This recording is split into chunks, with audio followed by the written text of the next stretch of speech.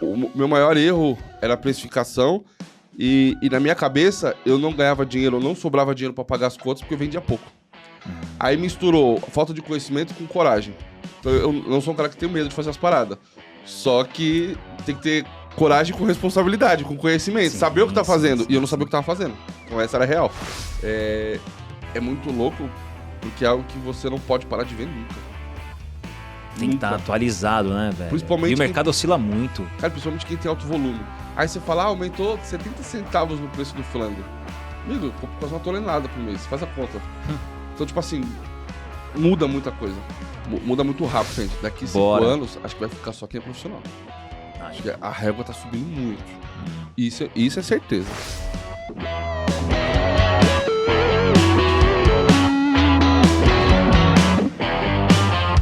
Salve, salve, pasteleiros e pastelovers, eu sou Danilo Agonilha e esse é o podcast Guia do Pasteleiro. Seja mais uma vez muito bem-vindo ao nosso episódio e pela abertura aí você já viu que a gente tem uma fera aqui hoje em delivery, em operação, em vários assuntos que hoje eu falei pro cara que eu vou desbravar o conhecimento. E meu irmão, seja muito bem-vindo. Estou na presença aqui do Eduardo Nani. Ele vai dar a carteirada dele. Mas antes da gente começar aqui o nosso bate-papo, eu quero fazer um agradecimento aos nossos patrocinadores aqui, aquelas empresas que apoiam o nosso projeto, né? Então, a Favorix, a idealizadora dessa iniciativa, que é referência nacional na fabricação e distribuição de massa para pastel, além de produtos de alta qualidade, a Favorix oferece cursos completos para quem deseja ingressar ou se profissionalizar no universo das pastelarias.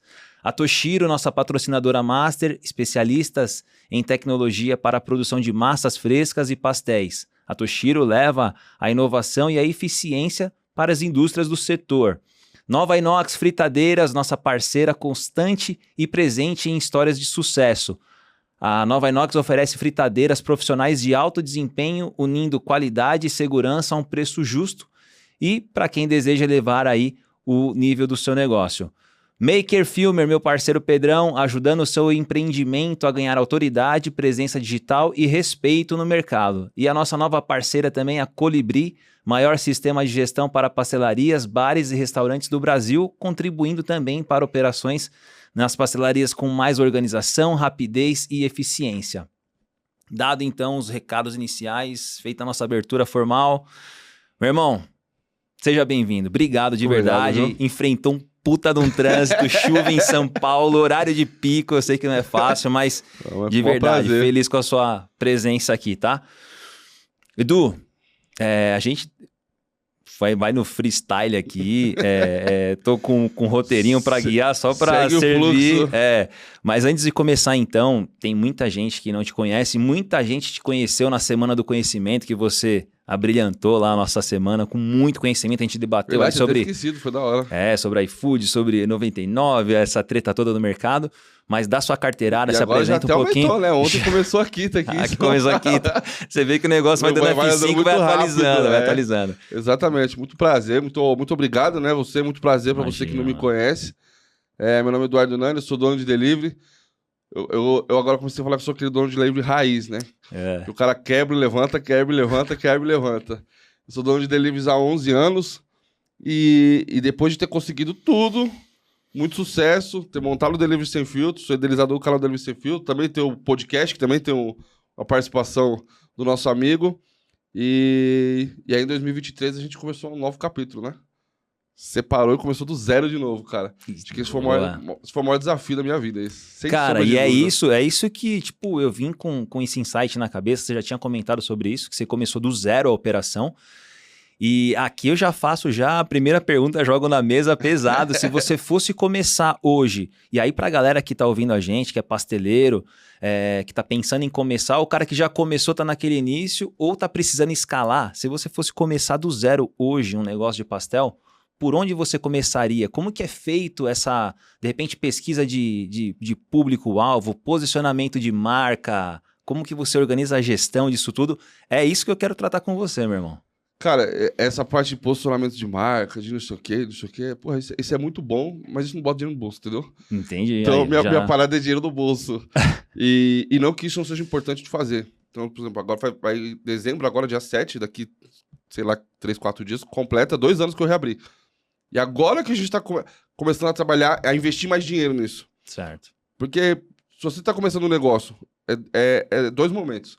Ou você é um investidor, você tem um pai, uma mãe ou um dinheiro para você investir no seu negócio, colocar e deixar ele acontecer, certo? Ou você era um fudido igual eu, amigão.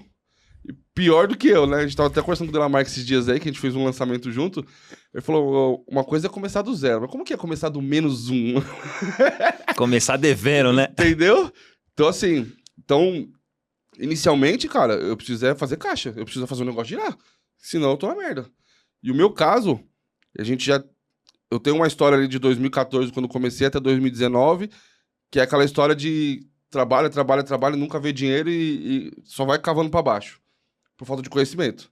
Então eu fui entregador 10 anos. Eu não tinha estudo. Eu queria ser empresário. Então eu comprei a pizzaria que eu trabalhava achando que ia ficar rico. Não foi o que aconteceu, obviamente. Passei eles 6 anos ali, tipo, afundando. Até começar a ver uma luz no fim do túnel.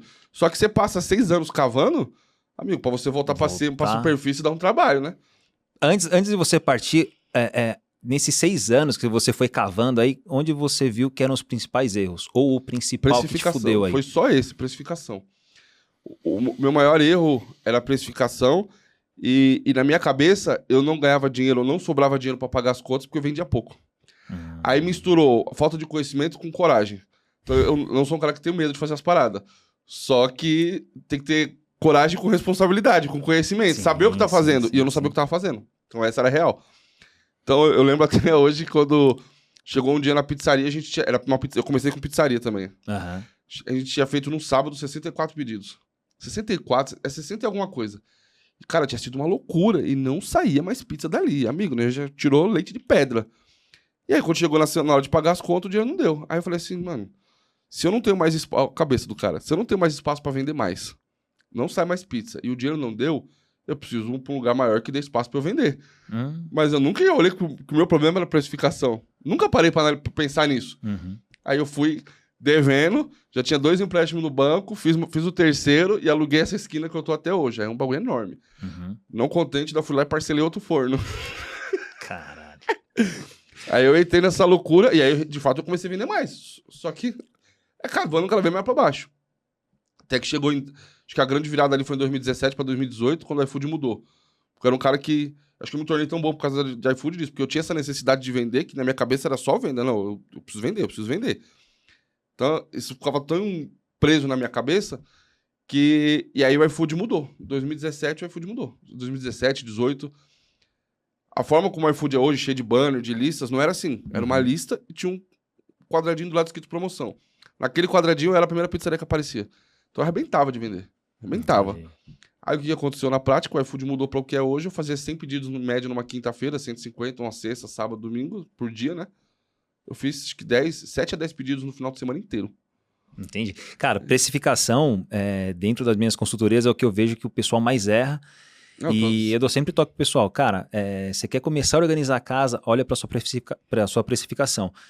E aí o pior é que você descobre que muita gente não tem nem ficha técnica para entender quanto custa ali. O cara simplesmente ele monta o pastel e fala, cara, se meu concorrente ali tá vendendo a 15, eu vou vender a 15. Só que eu quero colocar o dobro de recheio para oferecer muito mais vantagem no meu produto e tudo mais, só que o cara não sabe quanto que o cara tá pagando de aluguel, quanto que ele tem de custo com os fornecedores, e é onde o pessoal erra muito. E não sei se você tem essa percepção com um aluno seu, mentorado seu de pastelaria, não sei se você já teve também, mas pastelaria é um dos nichos que tem a barreira de entrada mais baixa. Então entra muito pasteleiro, velho. Começa muito caro, só que pra quebrar acho que também... O meu também, pastelaria e marmitaria. Sério, marmitaria velho? O cara começa em casa. Porque... O cara pega o fogãozinho de casa. Isso. Ainda mais depois de mim, né? Porque eu falei muito isso. Como eu tinha pizzaria, quando eu comecei a marmitaria, eu não tinha equipamento de marmitaria. Eu tinha um fogão de 2 bocas, que era o que a gente usava pra fazer molho e frango. Então eu comecei com um fogão de 2 bocas, não tinha chapa, não tinha nada. Então a barreira de entrada é muito baixa. Eu tenho diversos alunos que começaram dentro de casa. Até tava falando com a Marinalva hoje. A Marinalva é minha aluna muito antiga, ela gravou podcast comigo. Ela tá até hoje dentro de casa, ela faz 150 mil dentro de casa. 150 Aí ela foi equipando a cozinha dela. Então, tipo, a cozinha dela é uma cozinha de casa turbinada. Aí não deixou de sair dentro de casa. Então, essa barreira de entrada baixa... Eu acho que o delivery em si, ele tem uma barreira de entrada bem baixa. Acho que todo... O pastel, acho que ele tem uma facilidade a mais. Sim. Que é bem fácil, né? Sim. Se você for olhar para outros nichos, por exemplo, uma pizzaria, ela exige uma estrutura, já exige uma hamburgueria também, né? Mas então, aí da pizzaria eu lembro muito da minha época, que tinha aqueles fornos de uma pizza só. Sei, imagem. Então, e é barato. Então, você vê, aí na cabeça do cara, pô, eu vou gastar, não sei quanto custa hoje, mas na época era 5 mil reais. O cara, pô, vou pegar 5 mil reais e vou comprar um forno de pizza, eu já começo a vender pizza, o cara já... Então, e tipo, 5 conto, o cara parcela no cartão. Entendeu? Aí ele fala que o próprio movimento já começa a pagar tudo. Exatamente. Então, acho que todo o delivery em si tem uma barreira de entrada muito baixa. Mas o grande problema de todo mundo, tanto que desde o meu primeiro treinamento, desde a precificação, desde o meu primeiro treinamento já tem uma aula de precificação. Acabou, ponto final, tamo junto, demorou, é nóis. Pra começar correto, não começar tomando prejuízo aí. Isso não muda. Isso aí não muda. Cara, isso é uma coisa que eu sofri muito. Cara, imagina, se tem uma coisa que não volta é o tempo. Sim. Eu perdi 6 anos, pô.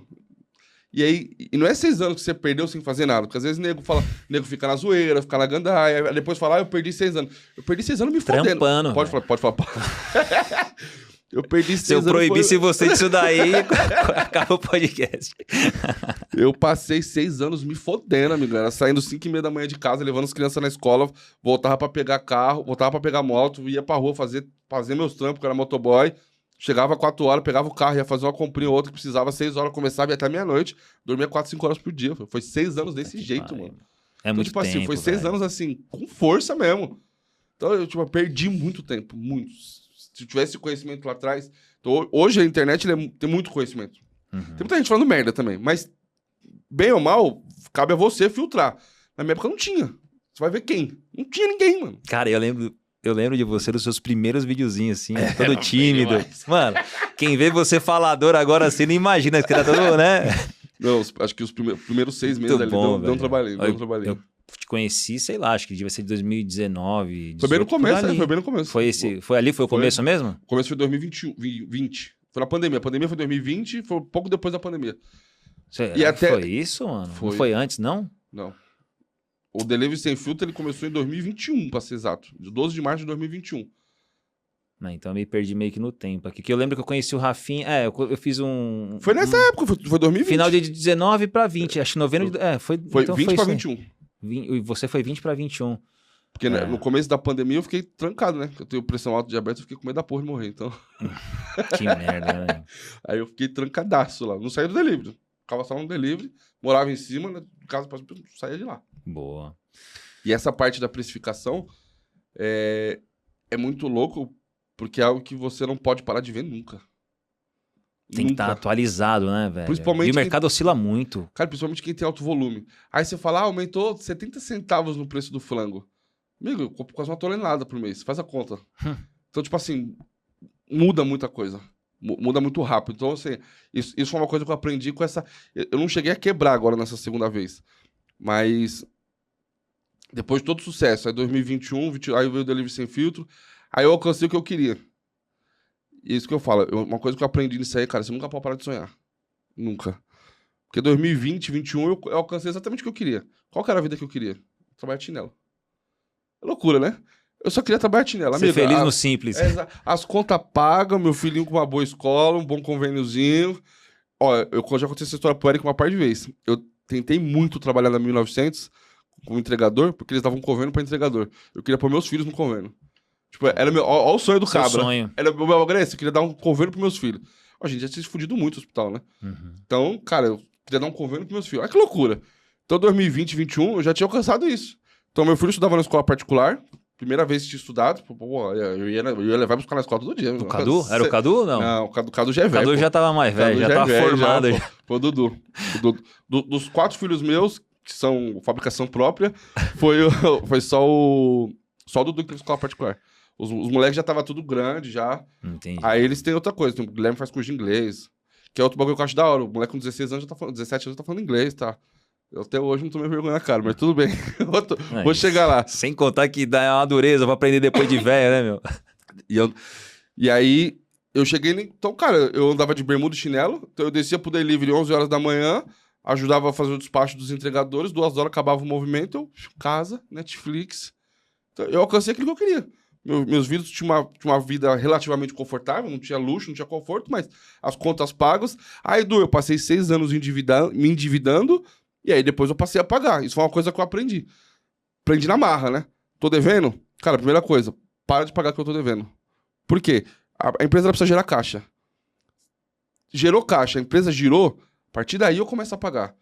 Negociar. Então, a partir daí eu começo a negociar. Então, cara, eu cheguei com todo mundo, eu te dei... Quanto que a empresa gera de caixa por mês? A empresa tá gerando 5 mil de caixa, legal. 2.500, vai ficar na empresa e 2.500 eu vou pagar de dívida. Tô te devendo quanto? 5 conto? Então, posso te pagar 250 por mês. Também não posso comprometer tudo. E aí foi negociando. Então, nesses 2 anos, 2021, 22 e 23, eu pagava, por exemplo, só pra você ter ideia de prestação de imposto que eu tava devendo, era quase 10 mil por mês. Então eu pagava todas as prestações dos impostos, de tudo que a gente tava... De água, tinha imposto de água, tinha conta pra cacete. Então o negócio ia bem, sobrava dinheiro, então a gente passou a ter uma vida confortável. 2021 foi o primeiro ano que eu passei... Eu nunca tinha tirado férias. Minhas férias tinham sido quando o Cadu nasceu, em 2002, que na época eu trabalhava registrado. Então foi minha única... Depois disso, o Cadu nasceu, 2002, aí eu saí, aí eu voltei trabalhar por conta. Aí depois disso eu nunca mais tinha tirado umas férias na minha vida. Eu já tava com 40, quase 40 anos de idade e nunca tinha tido umas férias. Tipo, às vezes você pega um final de semana, alguma coisinha, nunca. Uhum. Aí em 2021 eu tirei 18 dias de férias, 18 dias na praia, comendo, bebendo e dormindo. E foi a viagem que eu fiz com todos os meus filhos. Nunca tinha conseguido viajar com todos os meus filhos. Você vai passar o final de semana, você pega um, você leva o outro. Aí daqui... Sempre assim. Nunca tinha conseguido juntar todos numa viagem. A gente sempre teve junto, mas numa viagem não, porque não tinha dinheiro. Você vai viajar, você gasta, amigão. Não tem pra onde correr. Então você vê que, pra mim, eu tava no ápice ali. Cara, eu tava vivendo o sonho da minha vida. E foi na época certa, porque o Cadu já tava com quase 18 anos, então ele era o mais velho, então ele já ia começar a trabalhar, e aí você cria filho pro mundo. Então, tipo assim, dificilmente eu conseguiria juntar todos os meus filhos de novo, por quê? Porque um vai estar trabalhando, o outro vai estar fazendo alguma coisa, eles têm que seguir a vida deles. Sim. Então, tipo assim, foi na hora certa, foi um presente de Deus, viajei com os moleques tudo, e aí, segui, cara, tava felizão. Aí criei o Delivery Sem Filtro, aí comecei a ajudar as pessoas, aí o negócio... Pô, é muito gratificante você ver isso. Isso é uma coisa que não tem preço. Você paga a Patrícia, que é da turma 0, trabalha comigo até hoje. Então, cara, foi muito bom. E aí eu comecei a viver. Aí eu comecei a ser convidado pra palestrar fora de São Paulo. E eu era daquele cara que defendia São Paulo. Esse inferno aqui que não é... Tá. Minha cidade. Não fala mal da minha cidade, não. É um inferno, mas é minha cidade. Mas eu achava que realmente... É igual falar mal do filho, né, velho? A gente pode, entendeu? os outros não. Você entendeu? Cara, eu achava que isso aqui... Aí eu comecei a palestrar e viajar muito. Cara, amigo, São Paulo é o pior lugar do Brasil. Aí você não tem vontade de voltar, né? Você fala, mano, que vontade entendeu? de ficar, velho. Só que aquilo abriu minha mente de um jeito que eu comecei a ver que, cara, existe um mundo fora daqui. Sai da bolha, né, velho? Exatamente. Aí foi quando eu mudei. Comecei a usar social, que acho que foi... Comecei a usar social, nunca tinha usado, 40 anos, nunca tinha usado uma roupa social na minha vida. Tinha usado na primeira eucaristia da minha irmã e no casamento de um amigo meu. E a primeira eucaristia da minha irmã e do meu pai ficava zoando, falava que o defunto era maior, porque cabia 3 deu dentro. E tem essa foto até hoje. Então, cara, aí comecei a me vestir de social, comecei a mudar a minha forma de vestir, de falar, até o formato da barba mudou. Cara, o mundo começa a abrir, você começa a ver um mundo de origem. Então aí eu quis mais. E aí, isso compete justo com a crise do meu casamento. Então, em 2021 eu me separei. E aí, depois que você separa, aí você começa a ver o mundo mesmo. Fala, pô, no início eu sofri, fiquei... Eu lembro até hoje, quando eu mudei pro apartamento que eu moro hoje, eu não tinha móvel nenhum. Tipo, eu mudei, não tinha móvel nenhum. Aí eu fui na Lapa, comprei um colchão e uma cama, então eu tinha a cama e um colchão. Aí depois eu comprei uma geladeira que entregou uns 2 dias depois. Aí eu fui pedir marmita no iFood. Quando eu pedi marmita no iFood... Eu tava depressivo aquele dia. Eu tava chorando dentro de casa. Sabe Tristeza mesmo. Que merda que eu tô fazendo na minha vida. Tô lá, isso é começo de 2022. Pedi uma marmita no iFood, e aí tá meu nome, né? Aí o cara, pô, você é o Edu do Delivery Sem Filtro? Aí eu, sou, cara. Pô, mano, queria te agradecer, você salvou a minha vida, eu sou aluno, papapá. Chama Wagner ele. Cara, aquilo me deu um ânimo, eu falei assim, é por isso que eu tô fazendo isso. Eu tinha até parado, tinha ficado... O Delivery Sem Filtro tava, tipo, abandonadão. Já tinha uns 15 dias, 20 abandonado. Eu falei, cara, é por isso que eu tô fazendo isso.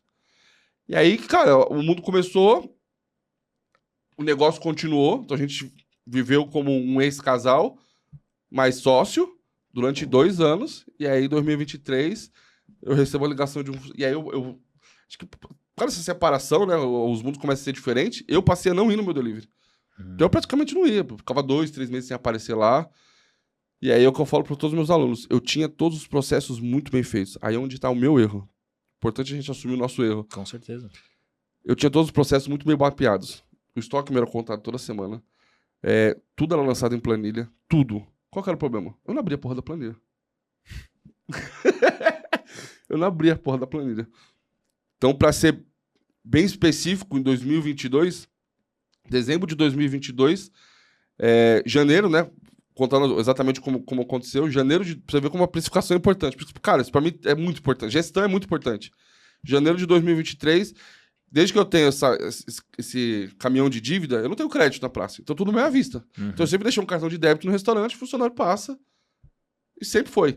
E na época, quem trabalhava lá era uma pessoa de muita confiança. Hoje eu tenho um cartão que a gente vai colocando lá quando precisa. Na época, quem trabalhava era muito confiança. Então, era o cartão da conta mesmo.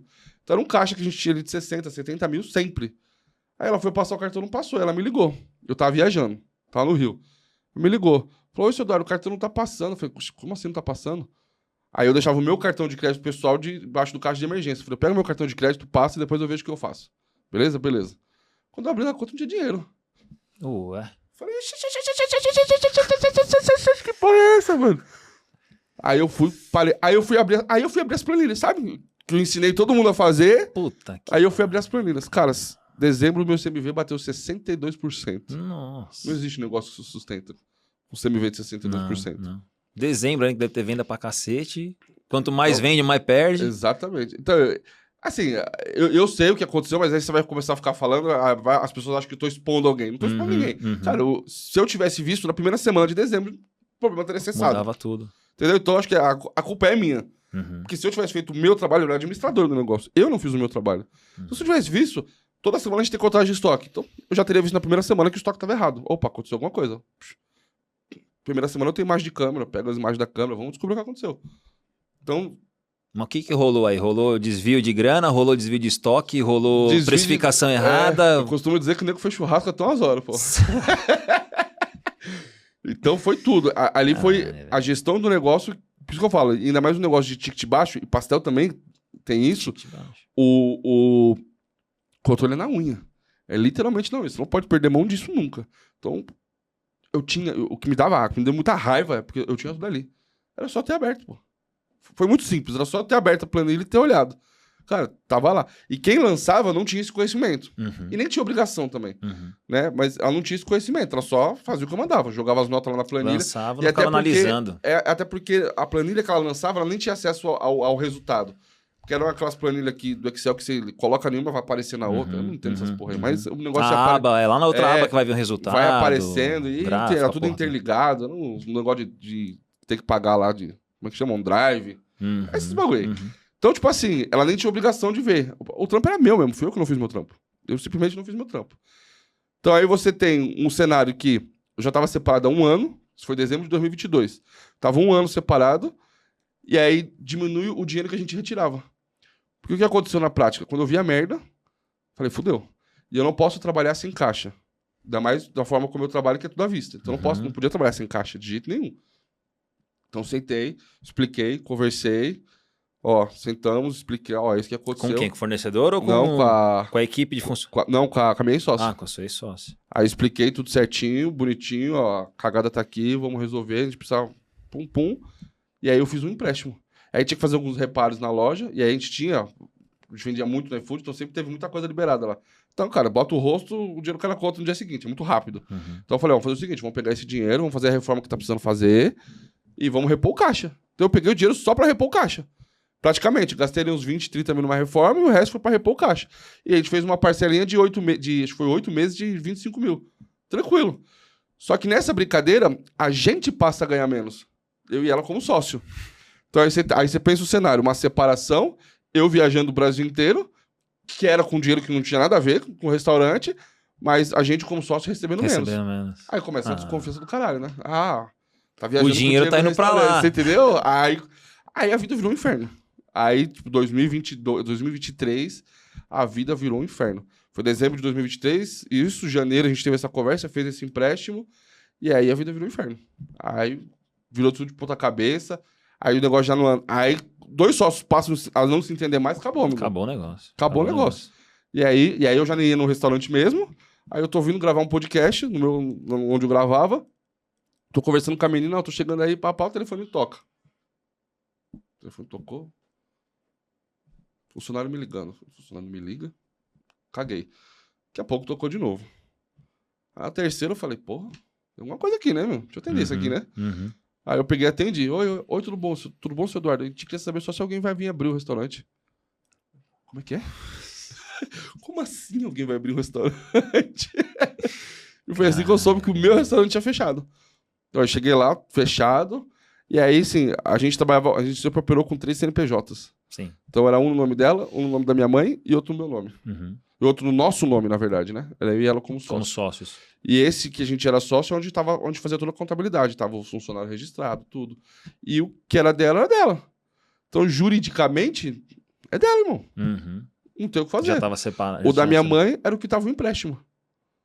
Então ela pegou esse empréstimo, esse que era o CNPJ dela, e abriu na rua de trás. Hoje ela é minha concorrente, ela tem um restaurante na rua de trás. Então ela pegou esse, abriu na rua de trás e falou: esse daí é nosso, vê o que você vai fazer. Eu não vou ficar mais nesse restaurante, vou ficar nesse agora. E você deu consultoria pra ela, não? Que aí é pra fuder. E aí, cara, você imagina como o mundo desmorona. Então, ali eu cheguei num momento de decisão. Que eu já passei por isso 2 vezes. Em 2017, quando o iFood quebrou, eu fui ameaçado de morte. Quando o iFood mudou, e ali eu quebrei. Pensa que na quinta, sexta-feira eu não vendi nada. Na segunda-feira eu não tinha caixa, não tinha como pagar os fornecedores, nem a diária dos entregadores. A diária eu arrumei, dei um jeito, me virei, mas os fornecedores não tinha como. E aí um dos caras que me forneciam era um fornecedor de frango. Sabe essa galera que pega o frango? Então não era uma empresa que emitia boleto. Eu não tinha dinheiro pra pagar esse cara. O cara botou o revólver na minha cara. Então eu falei, só, se você matar, não foi desse jeito, dessa calma, mas se você não me matar, tu não vai receber. Então, nessa época, eu tinha uma decisão. Cara, ou eu pego minha família e sumo, porque tô sendo até ameaçado de morte, ou eu recomeço no mesmo lugar. E aí, eu optei por recomeçar no mesmo lugar. E aí, negociei. E aí, vem toda essa parte. E aí, quando chega em 2023, é a mesma coisa. Cara, eu tinha uma empresa, eu presto consultoria para grandes redes, para franquias. Então, eu sou bem pago por isso. Eu não precisava do restaurante para mais nada. Só que eu tenho esse certo preconceito de ser mentor sem viver a parada. Então, eu tenho isso é um preconceito meu. Não digo que não é possível. Eu conheço caras muito bons que conseguem fazer isso. O Magro, eu sempre falo do Magro, porque o Magro pra mim é a maior referência que tem. Você chega pro Magro e pergunta: Magro, por que você não tem um... Porque ele abriu mais de 40 lojas. O Magro manja pra cacete. Magro, por que você não tem loja? Porque o digital dá de mais dinheiro. Por que eu vou ficar atrás de um balcão? E trabalhando pra cacete também. É simples e direto. Aí me irrita quando o cara chega e fala assim: não, eu estou focando no meu projeto educacional porque eu vou ajudar mais pessoas.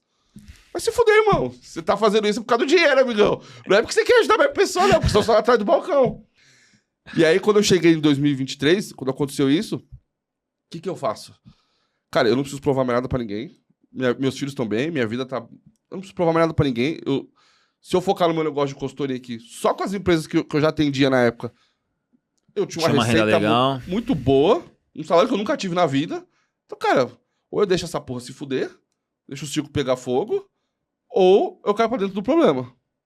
E aí, eu devia ter trazido esse vídeo até. Eu usei ele na minha palestra. Eu assisti um vídeo do Kobe Bryant. Eu tenho uma varanda em casa e eu fico fumando. Eu fumo, né? Aí eu fico lá na varanda fumando e tomando meu café, e quando meu café é coca. Então eu fico lá, cara. Ali é meu porto seguro. Ali é o meu lugar de meditação, pra dar uma viajada. E aí eu tô lá, pum. Aí passa esse vídeo do Kobe Bryant. Kobe Bryant, eu sempre gostei de basquete, nessa época principalmente. Na época que o Kobe jogava. E aí ele teve uma lesão do tendão de Aquiles. Ele já tinha 30 e poucos anos de idade. A lesão do tendão de Aquiles pro jogador de basquete é tipo o joelho do jogador de futebol. E na idade ainda é um agravante, né, velho? E aí ele fez um post no Facebook que ele tava cheio de analgésico, tô deitado, minha cabeça tá rodando. O que eu faço? Eu paro e olho pra trás, sento numa cadeira de balanço e olho pra trás, me glorificando de tudo que eu fiz, ou eu faço o que sei fazer de melhor. Ó. E me arrepio e faço e começo de novo. E aí o Kobe volta a jogar e depois ele ainda... Aí, quem conhece a história do Kobe, depois da lesão ainda, o cara... Aí eu falei, vai se fuder, porra, é isso que eu vou fazer. É o que eu sei fazer. É o que eu sei fazer. Aí eu caio pra dentro do problema. E aí, lembra que a gente tinha um monte de dívida que era parcelada a longo prazo? quando você para de pagar, toda essa dívida vence. Então, tipo, venceu tudo, vieram cortar água de novo. Tudo de novo. Mesma pegada que eu já tinha passado. Então, não foi uma relação, uma negociação fácil. Então, a loja fechou dia 23 de outubro. A gente assinou o contrato dia 15 de novembro. Então, do dia 23 ao dia 15, houve esse debate, filho, de advogado. E aí é papo de advogado, porque nós não conseguimos nem conversar. Então, é papo de advogado. E aí vai advogado para um lado, advogado para outro, advogado para o outro. Dia 15 assinamos o contrato. Aí desse restaurante que era da parte dela, eu comprei a parte dela. E aí é onde que ficou todos os pagamentos a serem feitos. E, que eu não terminei, tá? E o da minha mãe era da minha mãe. Só que qual que era o problema? O da minha mãe tinha um empréstimo, que a parcela era 25 mil, lembra? Já tinha 2 meses que tava fechado, atrasado. Já era 50 pau. Se eu abrisse essa loja, o iFood ia comer tudo. Então eu não podia abrir essa loja. E essa loja que a gente assinou era uma loja teste. Como eu sou uma pessoa pública que ficava mostrando, um cardápio que tem muita visita e não tem conversão. Então toda vez que eu falava o nome do meu restaurante, um monte de gente lá olhar. Principalmente naquela época que eu era muito engajado. Então, cara, meu cardápio chegava num dia que eu falava no Instagram, eu recebia 200 visitas. E era o cara lá do Maranhão, o cara... Ninguém ia comprar. Então, eu percebi isso. Na época eu percebi isso, então esse restaurante ele virou um restaurante de teste, meu. Então era um restaurante que ele fazia 10 pedidos por dia, 5 pedidos por dia. Então ele não tinha venda. E foi esse restaurante que eu comprei. O outro, que era onde estava 70% do faturamento, ela levou. E o da minha mãe eu não podia abrir. Então, ou seja, era literalmente do zero. Caralho, velho. Então aí dia 15 eu comprei, e aí a primeira coisa que eu faço. Isso é uma parada que eu faço com tudo que eu faço. Cara, arranquei tudo, tira tudo do meio da calçada e lava tudo. Minha esposa, hoje minha esposa agora, mas na época minha namorada, ela faz aniversário dia 4 de dezembro. E todo ano, que é daqui 2 dias, todo ano ela me lembra que ela passou o aniversário dela esfregando parede. Então, tipo assim, a gente reabriu no dia 7. Então, do dia 15, o dia que eu peguei, até o dia 7, quando a gente reabriu, foi fazendo faxina assim, mas pesada mesmo. Tiramos tudo pra fora, e lava azulejo. E foram vários dias fazendo essa faxina. Sai até espírito ruim, você fala. Mas começar do zero, daí mesmo, entendeu? Sai coisa ruim. É dessa pegada mesmo. Então, e aí dia 7 eu reabri. E aí onde eu reabro com o Nani Marmitas, e aí eu coloquei meu sobrenome. E aí é por isso que eu falo que essa parte do brand, cara, isso é importante. Óbvio que isso é importante. Só que, cara, você pensa aí, eu tô com o restaurante fechado há 2 meses, já tinha 3 meses de aluguel atrasado, tava quase 2 meses, ia completar 2 meses fechado, quase 3 meses de aluguel atrasado. Eu reabri uma loja, no primeiro dia saiu 12 pedidos, o aluguel de 11 mil reais, ou seja, eu não vou pagar o aluguel daqui 1 mês, então vai juntar 4, 5. 5 aluguel já é 60 mil reais. Então, tipo assim, não dá pra mim pensar em brand, pensar em embalagem personalizada pra marca, eu preciso fazer dinheiro nessa porra, mano. E tipo assim, o dinheiro das minhas consultorias era pra me pagar a pensão pra não ser preso. Primeira coisa, e pra sustentar meus filhos. Cara, era dos meus filhos, da minha casa. Então eu não podia nem pegar o dinheiro de lá e colocar aqui. Então eu tinha que fazer o bagulho acontecer. E aí, cara, dia 7 de dezembro a gente abre, sai 12 pedidos no primeiro dia. E esses 12 pedidos foram da loja que era teste. Aquela loja que eu tinha. A loja nova que eu abri mesmo, o primeiro pedido dela foi sair dia 11. Pra você ver que o bagulho não tem fórmula mágica. Aí, ou seja, você que é você entendeu? Influenciador, embaixador do iFood, também passou mesmo perrengue. Não, calma, esse é só o João. Enfim, mas não passou não. E ainda vida fácil ali dentro. Na época, esse vídeo tá até no meu Instagram. Se você tiver paciência e rodá-lo pra baixo, existe um bug no iFood que se você digita o nome da sua loja aparece. Só que se você vai lá normal como cliente, sua loja não aparece. Então você vai lá, minha culinária brasileira. Você entra na categoria culinária brasileira e vai arrastando. 5 minutos e 40 segundos de vídeo deu. Imagina, 5 eu fazendo assim, ó. E minha loja não aparecia. Então, ou seja, não ia ter venda. Só aparecia digitando o nome. E aí, quando você abre um chamado para iFood, a primeira coisa que a atendente faz é digitar o nome. Não, sua loja tá aberta, tá tudo ok. Aí você encaminha esse vídeo. Ó, 5 minutos. Aí é que eles vão abrir um chamado internamente e investigar. Minha loja não aparecia. Isso é muito comum. Por incrível que pareça, isso é muito comum. Muito. Inclusive, eu sempre falo pro pessoal, cara... Fica uma dica já pra galera pra entender como que é. Explica novamente.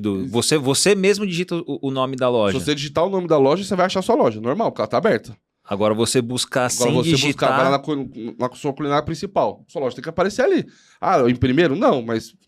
Em algum lugar tem que aparecer. Não se arrastar, ver loja a 40 km só aparecendo e a sua não. Entendeu? Hoje, inclusive, aconteceu isso com a loja que a gente atende. Isso é meio comum. Como que a gente descobre isso? Cara, eu tenho uma loja que ela recebe 30%, 40% de clientes novos todos os dias. O movimento cai 40%, 50%. Por que ele cai 40%, 50%?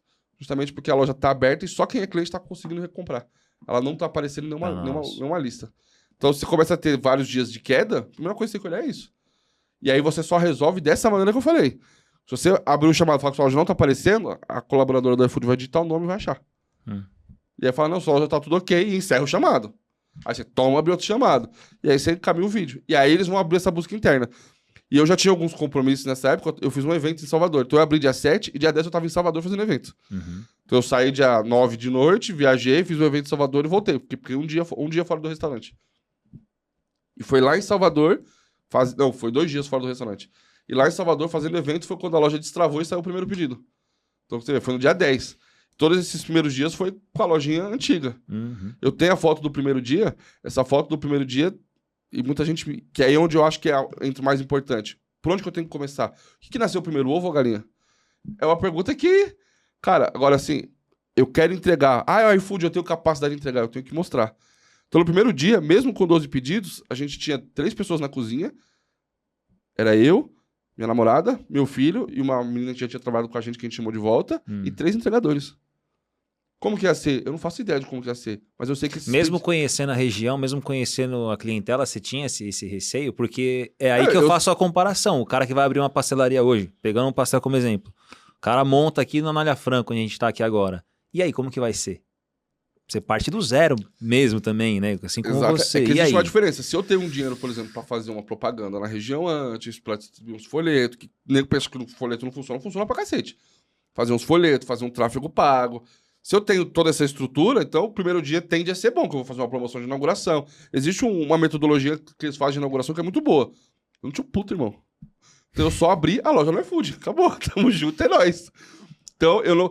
Como a loja tinha ficado 2 meses fechada, ela já não vendia bem e ainda ficou 2 meses fechada, eu não fazia ideia de como ia ser. Mas eu tinha noção que não ia ser bom. Que bom não ia ser. E a loja nova eu sei que não é bom. Hoje a loja nova no iFood não performa mais. Inclusive, isso é uma pauta muito interessante. Vou te falar o porquê. Você pega 2000 e... Eu entrei na iFood em 2014. 2014, 15, 16, 17, existia gente que eles pegavam loja no iFood, abriam um CNPJ, abriam uma loja no iFood, a loja bombava de vender, dava 3 meses, a loja caía, ele fechava o CNPJ, abria outra loja no iFood. Toda loja nova no iFood performava absurdamente. Hoje é totalmente o oposto. Onde que tá acontecendo isso hoje? 99. Por quê? Porque eles não têm uma quantidade de restaurantes boa para atender a demanda. Principalmente a 99, que já tem não sei quantos milhões. 99 ela não precisou fazer a pessoa baixar um aplicativo. Igual a Kita, por exemplo, tá fazendo. 99 já tinha o aplicativo da 99 e só colocou o food lá. Fez uma propaganda. Então, assim, eles tinham a demanda e não tinham restaurante suficiente. Então, você abre um restaurante na 99 hoje, é rapidinho, você começa a pocar. O iFood nessa época, então... Muita gente fala que eu critico a 99. Cara, o que a 99 tá fazendo hoje, eu vivi com o iFood em 2014. Eu sei exatamente o que estão fazendo. Nego crucifica o iFood. Já eles vão começar a falar, mano, já tem um monte de vídeo rolando de cancelamento. Tudo que a gente passou com o iFood em 2014, 15, 16, 17, eles vão passar, mano. Não existe Salvador da Lavoura, irmão. Não existe. Então é a mesma pegada. Eu espero que eles evoluam a ponto de chegar ao nível do iFood, igual o iFood evoluiu. O iFood criou a comunidade de influenciadores, começou a ouvir a gente, começou a ouvir os problemas, começou a resolver os problemas. Hoje existe um golpe de cancelamento porque existem clientes golpistas. Mas nem se compara 2 anos atrás como que era no iFood. Igual tá no 99 agora. Já tá tendo um monte de cancelamento. Então, quer dizer, eles vão ouvir a ponto de arrumar? Não sei, porque eles, pra mim, só mandaram processo até agora. Já tá tomando, já? Já, oxê, com força. Então, cara, é desse jeitinho que funciona. E aí, quando eu abri essa loja, eu tinha certeza que não ia ser bom, mas uma coisa eu tinha certeza. Qualquer pedido que saísse ia ser entregue em tempo recorde. Aí vem alguns pontos interessantes pra gente Ponto final. Inclusive, nessa separação, nessa briga, existia a possibilidade de entrar numa briga judicial e travar tudo ali. Não, é tudo nosso, vamos ver o que nós vamos fazer. Existia a possibilidade de eu fazer isso. Eu optei por abrir mão de tudo. Leva, é o faturamento que você quer, é a loja que você quer. Leva tudo e deixa os equipamentos. Então, 80% dos equipamentos ficaram comigo. Por quê? Porque eu sabia que eu ia escalar de novo, entendeu? Eu só precisava de uma entrega rápida. Só precisava de um serviço de qualidade. O produto não precisa nem ser tão bom, mas a entrega, o serviço tinha que ser de qualidade. E aí a gente começa. Aí no primeiro mês eu fiz 15 mil reais. 7 de dezembro até 31 de dezembro. 15 mil reais. Não paga nem aluguel. Só aluguel era 11. Então, não paga. Mas no segundo mês, em janeiro, eu já fiz 73 mil. Um mês e 19 dias depois, eu bati 100 pedidos no primeiro dia. Um mês e 19 dias depois da abertura da loja. 2 meses depois, e não é que eu bati 100 pedidos e passei a fazer 100 pedidos todo dia. Foi o recorde. Foi o dia que eu bati 100 pedidos. Um mês depois, em fevereiro, eu bati 200 pedidos em um único dia. E bati 100 pedidos numa semana completa pela primeira vez, em fevereiro. E aí foi crescendo. E aí, até na palestra que eu faço pro iFood, que é sobre planejamento, eu falo que eu tinha uma empresa no Brasil, ela costuma bater o ponto de equilíbrio em 6 meses. Eu não tinha 6 meses, irmão. Eu não tinha 6 meses, eu tinha que fazer o negócio acontecer. Então, em 3 meses eu consegui bater o ponto de equilíbrio na loja. E aí você pensa, eu tô devendo, o nego tá cobrando. É uma pressão absurda. Absurda. Então, 3 meses eu bati o ponto de equilíbrio da loja. 3 meses eu passei a gerar caixa. Quando foi no final de maio, começo de junho, que aí eu comecei a sentar para negociar com quem eu tava devendo. Não, então, mas aqui tá um ponto interessante na sua história. Você tinha conhecimento, tinha equipamento, tinha, né, todo esse know-how para escalar novamente essa loja e fazer ela vender. Mas que tipo de conhecimento, mais especificadamente, é isso? É saber fazer um bom produto? É ter uma boa entrega? É manjar muito de cardápio, dos hackzinhos do iFood, por exemplo? Ou trabalhar fora do iFood? Aqui que tá o ponto, que me chamava velho. que eu era o rei do hack. Falou, o cara só vive de hack. Os caras falavam isso. Porque a história, porra, velho, é incrível. Mas será que qualquer outra pessoa consegue fazer isso que você fez? Ou não? É porque você é o cara do iFood, entendeu? Não. Essa que é a pegada aqui. Consegue. Qual que é o grande problema das pessoas? Que é o erro da maioria. Eles focam no lugar errado. Qual que é o princípio? Eu preciso trazer gente pro meu cardápio. Então, o primeiro princípio é o cardápio. Qual que é o primeiro contato do cliente com a sua loja? É com a entrega. O segundo contato é a embalagem. O terceiro é a apresentação dessa embalagem. O quinto é o produto. Todo mundo foca no produto. E esquece do que vem antes. Tudo isso aqui vem antes. A experiência do cliente, ela se dá assim. Entrei numa loja, cheguei numa loja. Aí tem outras maneiras de você captar ele. Mas cheguei numa loja. Como que esse cardápio conversa com essa pessoa? Aí ele comprou. Pô, legal, o cardápio foi bom, consegui comprar. A entrega é o primeiro contato que ele vai ter com a sua empresa. Aí ele viu o seu entregador e a embalagem. É o terceiro contato. Quando ele abre a embalagem. E eu coloquei esse negócio de apresentação, porque não tinha. Quando eu falava, não tinha. Porque eu gosto muito de sushi, então eu comecei a comprar muito sushi. Cara, chegar o sushi... Fazendo yoga o sushi. Então, quer dizer, a apresentação é extremamente importante. E aí, por último, vai ser o produto. Cara, você pode estar entregando a 8ª maravilha do mundo. O cara chegou, demorou 1h30 pra entregar. Você tá comendo numa raiva, numa fome tão grande, amigo, que o cara não vai saber aproveitar aquilo. E aí, não é nem o problema de entregar em 1h30. Desde que lá no aplicativo tá marcando que o cara vai esperar 90 minutos, né? O problema é você falar que vai entregar em 40 e entregar 1h30. Aí é outro problema. Começa todo... O tempo de entrega hoje no iFood, hoje não, já tem um ano e pouquinho mais ou menos, ele não ranqueia mais. Então, porque antigamente existia esse hack, né? Você diminuiu o tempo de entrega, você ficava mais pro alto. Então o tempo de entrega não ranqueia mais.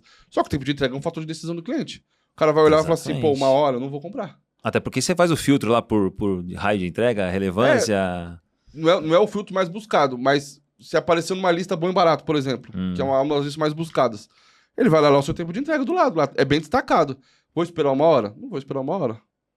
Entende? Ninguém espera, né, Edu? Bom, a não ser que você queira muito aquele produto em específico, mas... Mas aí é um processo inverso. Aí é o cara que já construiu marca, o cara que já tá há muito tempo, o cara que já tá... Tudo. Esse cara, esse cliente espera. Então, por exemplo, vou te dar um exemplo. O Dudu come nuggets do McDonald's, amigo. O dia que ele quer nuggets do McDonald's, eu vou esperar 1h30 pra aquela merda entregar, amigão. Acabou, não tem o que fazer, filho. Meu filho que quer, porra. Entendi. Não tem o que fazer, entendeu? Entendi. Então, aí existe a diferença. Eu estou comprando no McDonald's. Entendeu? Eu vou te dar um exemplo da Jones. Por que a Jones vende tanto? Cara, vai ver o tempo de preparo da Jones.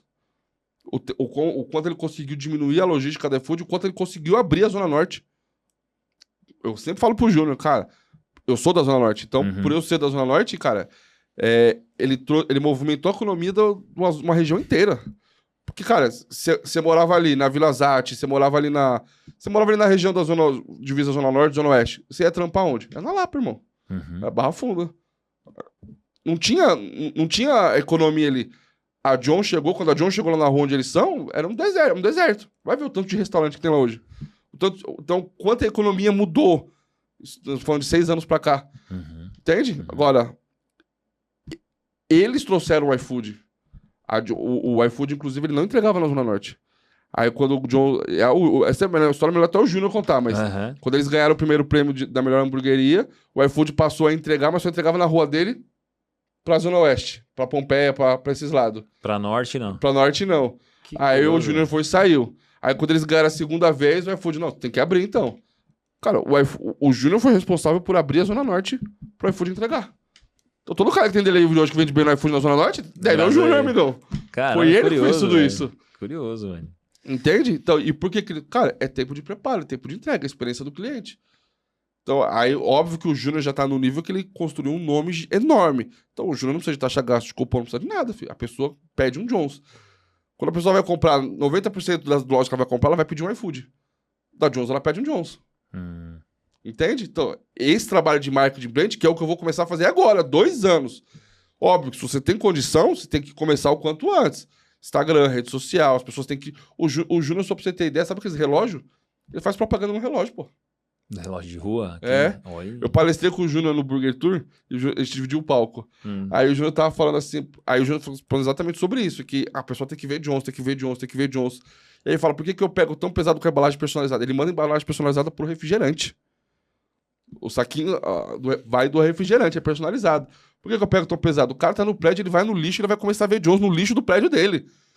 Toda vez que eu vou... Você me fez lembrar da estratégia da Red Bull. Já viu essa história da Red Bull? Que os caras enchiam de lata lá no lixo pra galera... Aí, ó. Você ainda entendeu? Funciona, né? Não, e toda vez que eu vou no lixo do meu prédio, eu vejo o Jones, mano. É impressionante. Toda vez que eu vou no lixo do meu... Quando ele falou isso pra mim, eu dividi o palco com ele no Burger Tour. Foi no Burger Tour que ele falou isso? Sei lá, foi algum evento que a gente tava junto. Toda vez que eu vou no lixo do meu prédio, agora eu fico caçando o Jones. E sempre eu acho, mano. Caramba. Porque eu moro pertinho da Jones. E eu sempre acho, mano. Pra você entender como é que é. Óbvio que se eu tenho dinheiro, eu tenho que começar a fazer isso antes. Porque, diferente a venda direta é diferente do iFood. O iFood eu posso até dar um cupom, eu posso até abrir a minha carteira para trazer um cliente. Mas eu pago depois da venda. No Instagram é o contrário, filho. Eu tenho que fazer anúncio, eu tenho que fazer vídeo, eu tenho que fazer... É tudo ao contrário. Para depois eu ter a venda. Então, assim, se eu tô fudido... Como é que você vai fazer esse processo? Você entendeu? Entendi. Tanto que a gente começa agora. Entendi. A gente começa agora. E você acha que isso em algum momento pode te atrapalhar? Esse posicionamento de marca, esse rebranding aí, de alguma forma pode te atrapalhar ou não? Eu não sei. Em que sentido está a sua pergunta? Eu falo assim, por exemplo, você vai começar a... Não sei se isso impacta também na precificação sua ou não, mas se você tem um público que está acostumado ali com uma embalagem que vai, no final das contas, ter um preço mais em conta. Quando você começa a investir em comunicação visual, isso vai te aumentar o preço. E aí o seu público, que é aquele lá, já passa a ser um outro mais elitizado. Ou você passa a partir daí atender 2 públicos e isso virar um conflito na... Cara, é muito engraçado. Eu tô rindo porque eu tive uma reunião com a minha equipe falando exatamente disso. Sério, aí. Porque o que acontece na prática? É um erro... Na minha opinião, é um erro, tá? Pode ser que eu esteja errado também. Mas na minha opinião, é um erro.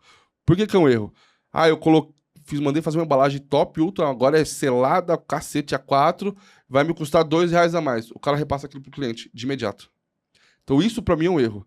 Então, o que eu opto por fazer? Eu vou reduzir a minha margem agora, por um tempo, 3 a 4 meses, pra mostrar valor pro cliente, pra ele ver minha embalagem nova, pra ele ver meu bagulho top. Depois eu empurro a faca, viro e levanto. Ele vai aceitar pagar, amigão. E ele vai entender o porquê que tá sendo... E eu vou perder. E eu vou perder. Obviamente eu vou... Vai ter aquele cara que não vai aceitar pagar. Mas aí meu jogo começa a ser diferente. Por quê? Aí vamos separar da venda direta do iFood. O iFood é algoritmo. Ele entende a sua capacidade de produção, ele entende seu público. Então ele sabe que você que tem público e que você não tá vendendo para esse público. Sua loja tá caindo. O próprio iFood vai fazer você vender mais. O próprio iFood vai te mostrar mais. Ele é seu sócio, ele tá participando das suas vendas, não, né? Ele ganha assim, pô. Majoritário ainda, o sócio. Entendi. Você entendeu o porquê da minha pergunta? Porque Entendi, isso daí você começa a mudar o seu posicionamento ali, isso de alguma forma pode impactar, esse é o motivo, né? inclusive, de eu ter demorado tanto.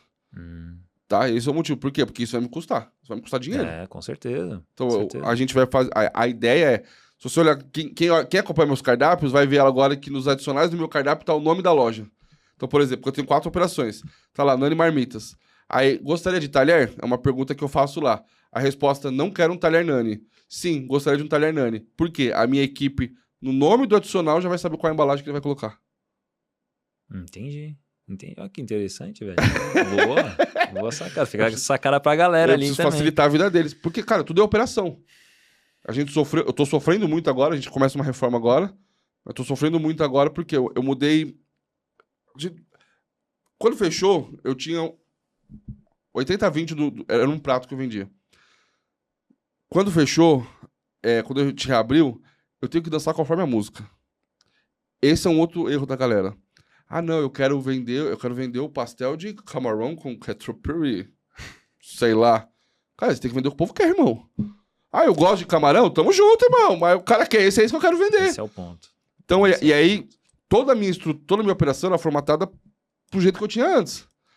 Quando eu cresci, quando eu voltei, meu público começou... Não público, o iFood começou a mostrar pro outro lado. Então eu comecei a vender muito franga milanesa, que eu não vendia. Comecei a vender muito parmegiana, que eu não vendia. Então eu comecei a vender pratos que a operação que eu tinha não era preparada para isso. Tanto que eu fui lá e tive que comprar outra fritadeira. Uhum. Esse foi o primeiro investimento que eu fiz na loja na volta, foi uma fritadeira nova. O segundo investimento foi uma chapa nova. Porque eu passei a usar muito mais a chapa para outros pratos. Pro frango eu conseguia fazer de um jeito. Pro bife, por exemplo, já não dá, cara. A chapa tem que aguentar. Uhum. Porque o bife, ele cozinha, então ficou horrível. Com o frango você ainda consegue dar umas esquimbeladas ali. Agora com o bife não dava. Eu passei a vender muito bife. Somente depois que entrou o Ritz, que a gente... Então não dava. Então, cara, pra eu colocar outra fritadeira no espaço, ela era muito compacto. Então, pra mim colocar a fritadeira ali, eu não tinha como.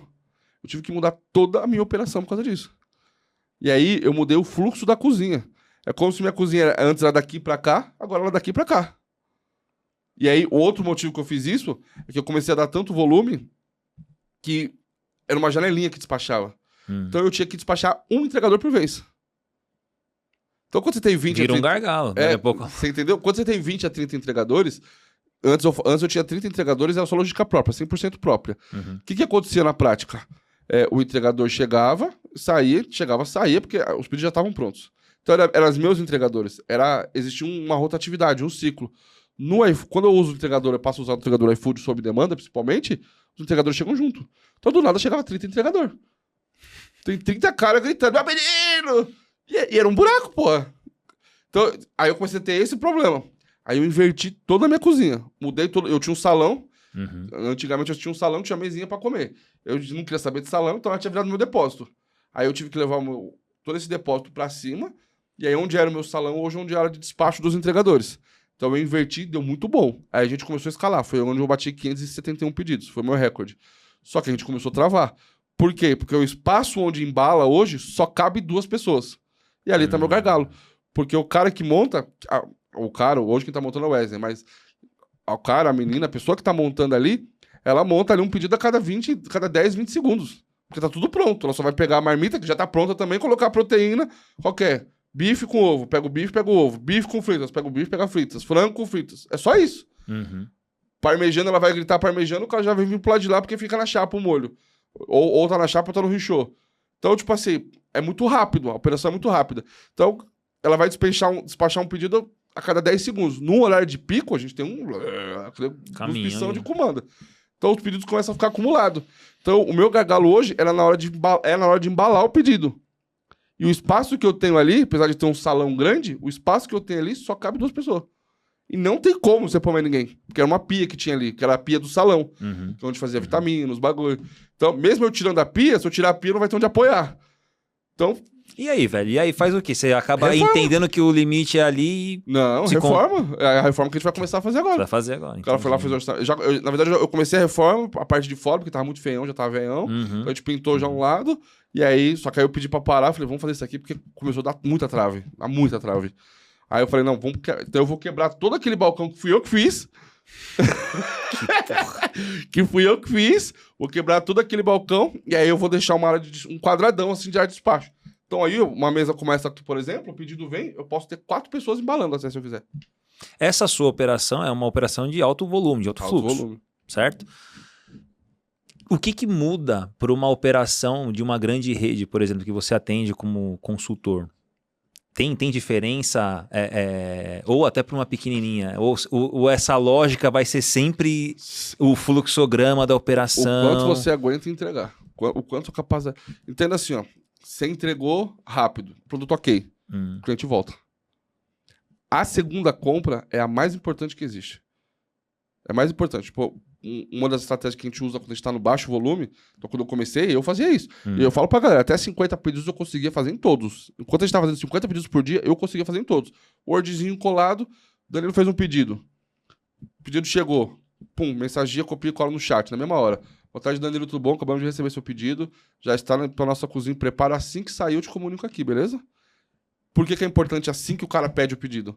Porque se você acabou de fazer um pedido, chega uma mensagem, você fala, ih, deu merda. Primeira coisa você vai pensar. Aí você vai ver a mensagem.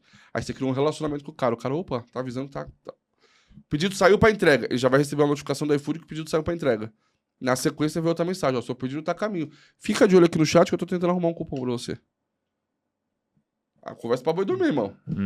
Tô lá, o cara, opa, finalizou o pedido. Você vê que finalizou. Aí teve uns caras que falaram, depois que finaliza o pedido, não dá pra mandar chat. Se você tiver chat aberto antes, você consegue manter o chat ativo. Ele ainda fica ativo por alguns minutos. Se você não tiver aberto, você não consegue mais. Finalizou, já era, morreu, tamo junto, é nóis. Mas eu já abri antes. Então eu vou lá e mando.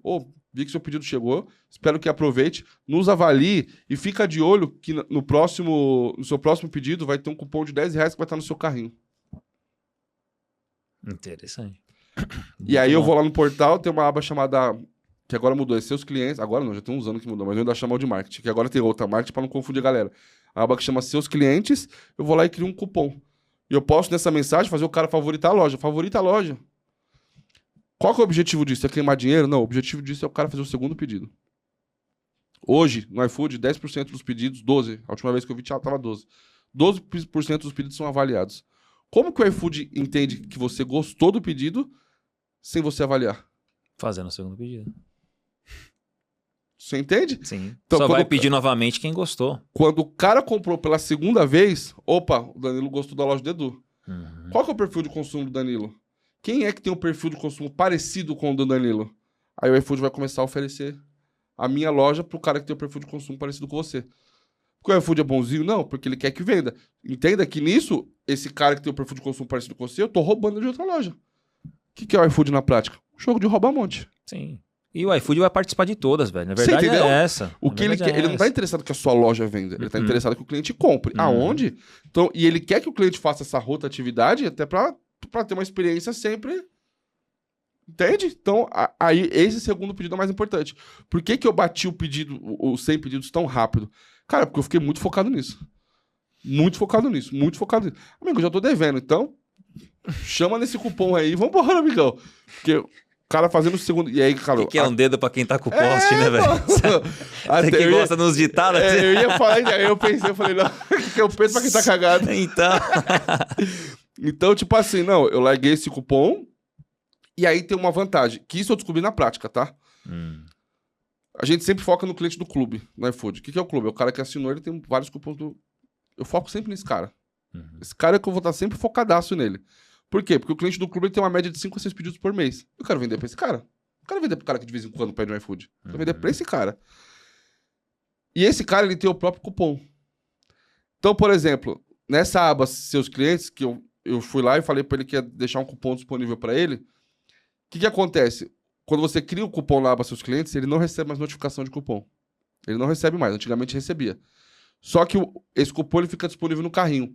Então ele tá comprando um McDonald's da vida, por exemplo. Aí ele chega lá e entra no McDonald's. Quando ele vai pro carrinho pagar, vai ter lá seus cupons. Aí ele vai clicar para adicionar um cupom da compra dele. Ele vai ver o seu cupom lá disponível. Pode ser que ele não compre, pode ser que não. Mas ele vai se lembrar. Porra, eu tenho um cupom nessa loja. Porra, eu tenho um cupom nessa loja. Porra, eu tenho um cupom nessa loja. Aí é onde entra a sacada. Como ele é um cliente do clube... Quando ele for, eu dei um cupom de R$5, por exemplo. Ou eu dei um cupom de R$10 acima de 30, 40 reais. Coloquei essa regra. E ele só, R$40 ele só vai gastar 30 na minha loja. Ele vai usar o cupom dele do clube. Que o desconto vai ser até maior. Ou é igual, ou é até maior. E eu não paguei nada, eu só trouxe o cara de volta. Entendi. Tudo isso daí Isso foi na prática que eu vi, tá? Entendi. Você tem que estar muito alinhado com a precificação. A gente volta lá no comecinho da nossa conversa sempre, toda. Para você fazer toda essa estratégia, tem que estar alinhado com precificação. Sempre. E uma parada, Du, que eu sempre... Assim, velho, eu sempre notei o pessoal falando sobre estratégia de cardápio.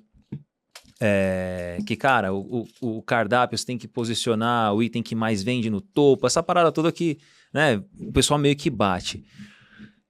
E eu sempre fui um cara também, como eu ajudava o pessoal com precificação, com cardápio, não necessariamente iFood, mas cardápio em geral, eu falava assim, cara, será que o que você está colocando no topo, ele tá bem precificado? E eu já vi em consultoria minha, o cara tomando assim, prejuízo em R$2, por exemplo, pro pastel de camarão que ele vendia. Esse era eu. Então, cada pastel que ele vendia, ele tomava R$2 de prejuízo. Eu não lembro se era, acho que era o segundo pastel mais vendido da loja dele. E o primeiro era carne. Ou seja, ele vendia bem de carne, só que a cada 5 pastéis de carne, ele vendia 5 de camarão, ele tomava prejuízo todo de novo. Ficava no zero, não sai do zero, não sai do zero. E aí, como é que faz? Esse cara ainda ficou no zero. Então, o problema é quando começa a vender mais o outro, no né? meu caso, eu tomava R$1,20 de prejuízo quando eu vendia um filé de frango.